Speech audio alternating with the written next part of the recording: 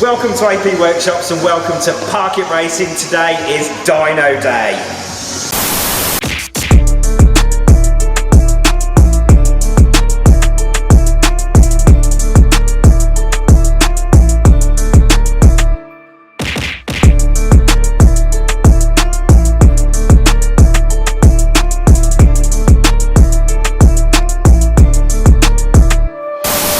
Welcome back to AP Workshops. Today, the Dyno Day, that we are going to be at Parkitt Racing, Dyno and Suspension. We are going to be doing some 57mm Throttle body testing on a Tuono Racing, my Tuono Racing. And we've got John, who's come down from Glasgow, who is going to have a tune-up done. So basically, we've got the kit here to do a tune-up with him.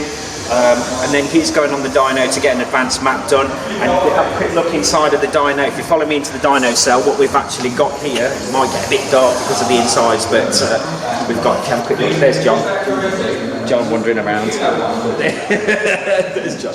So what we've got in here is we've got the SP. So the SP in there basically is the one that you see in the shop. That's having a bit of a test just to find out and make sure the engine's safe on that one before we sell that. That's the kind of thing we've got to do just to make sure that these are okay. So it's quite busy and quite noisy in here. I'm sorry about the noise, but we'll see what goes on during the day. So welcome back to AP Workshops, welcome back to Parkitt Dyno. This is basically the first job of the day, is to make sure that John, he's come down from Glasgow, to make sure that we are going to adjust his CO levels and make sure that we've got a sound, balanced bike before it goes onto the dyno for its advanced map. Now an advanced map means we're going to use a Power Commander 3 USB or a PC3 USB. You can use the PCB as well if you want to. But what we're going to do is make sure that the CO levels on the bike, we're going to sample the exhaust gases from the actual holes on the, there's some proper takeoff ports on the exhaust, but we're going to sample from there and from here using a CO meter. We're going to do this job properly. We're going to make sure the actual bike's balanced before it goes onto the dyno, just to make sure that every time then basically we tune the engine, or every time we service the bike, it's going to be back into the same place.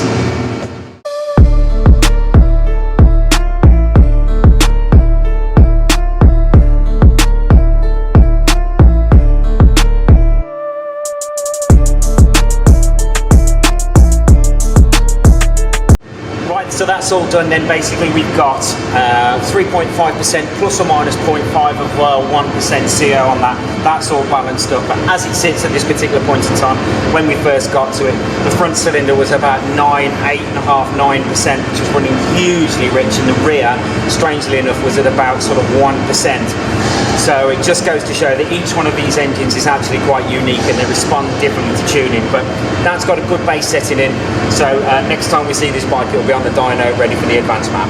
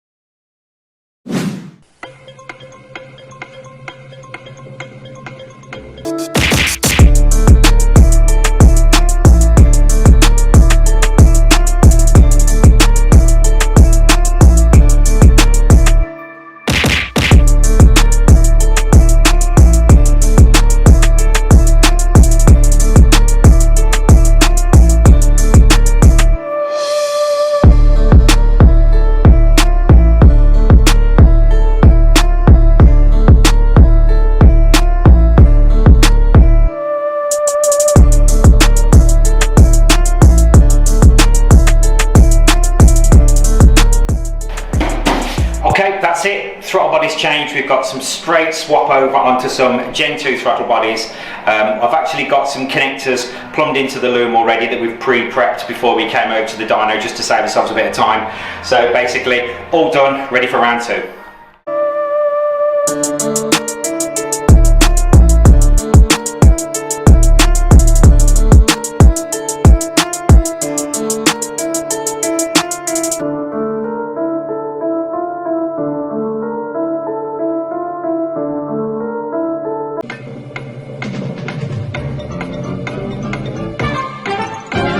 Welcome back. Thank you very much for being with us. Thank you very much for your patience. We've now done, we've got both bikes loaded up, all the dyno work's done, and we found some very interesting little bits of information. So it turns out if you fit 57mm throttle bodies to your Gen 1 engine, you lose power. It's quite straightforward. We will have a little bit of a picture of a dyno sheet now.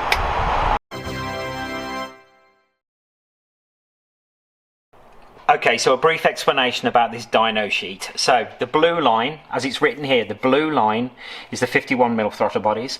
The red line is the 57mm throttle bodies. Now basically, if you have a quick look here, this is the power delivery horsepower.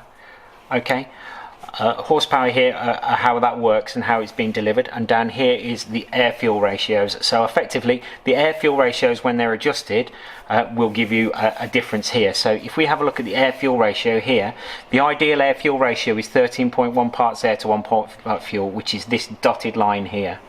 So the closer to this dotted line here, the better, effectively.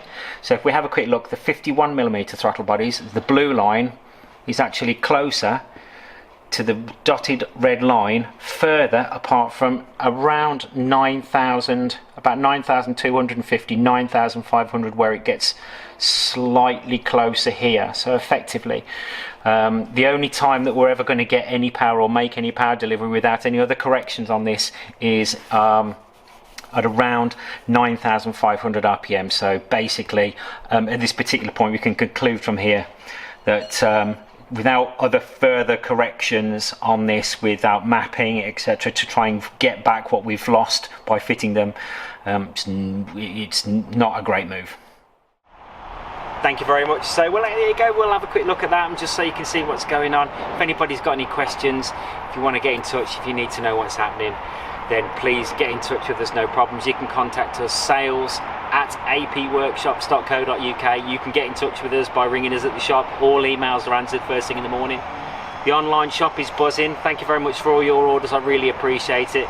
You can go on the website and check that out, www.apworkshops.co.uk. If you like what you see on the YouTube channel, give us a subscribe. Take care, and we will talk to you soon.